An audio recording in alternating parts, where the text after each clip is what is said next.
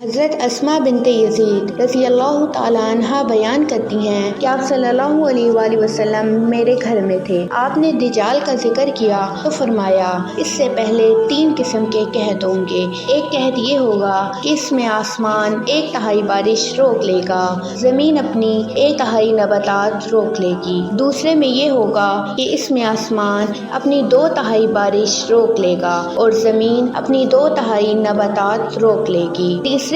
تیسرے میں آسمان اپنی ساری بارش روک لے گا اور زمین اپنی تمام نباتات روک لے گی۔ چوپایوں میں سے کوئی کھر والا باقی بچے گا نہ کوئی کچلی والا، سب ہلاک ہو جائیں گے۔ اس کا سب سے شدید فتنہ یہ ہوگا کہ وہ اعرابی کے پاس آئے گا تو کہے گا مجھے بتاؤ اگر میں تمہارے اونٹ کو زندہ کر دوں تو کیا تجھے یقین نہیں آئے گا کہ میں تمہارا رب ہوں؟ وہ کہے گا کیوں نہیں۔ شیطان اسی لیے اس کے اونٹ کی صورت اختیار کر لے گا تو اس کے تھن بہترین ہو جائیں گے اور اس کی کوہان بہت بڑی ہو جائے گی۔ فرمایا وہ دجال دوسرے آدمی کے پاس آئے گا جس کا بھائی اور والد وفات پا چکے ہوں گے تو وہ اسے کہے گا مجھے بتاؤ اگر میں تمہارے لیے تمہارے والد اور تمہارے بھائی کو زندہ کر دوں تو کیا تجھے یقین نہیں آئے گا کہ میں تیرا رب ہوں؟ وہ کہے گا کیوں نہیں۔ شیطان اس کے لیے اس کے والد اور اس کے بھائی کی صورت اختیار کر لے گا۔ اسماء بیان کرتی ہیں رسول اللہ صلی اللہ علیہ وآلہ وسلم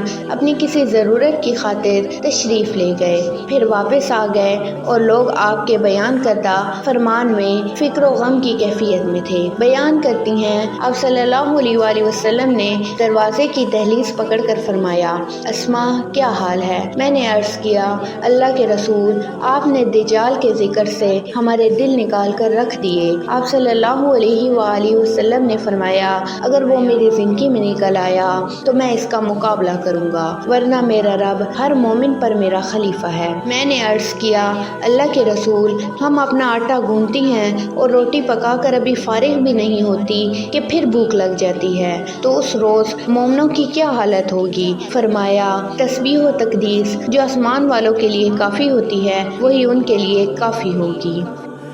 عزیز دوستوں اس طرح کی مزید ویڈیو دیکھنے کے لیے چینل کو سبسکرائب کریں، ویڈیو کو شیئر لازمی کریں۔ جزاک اللہ۔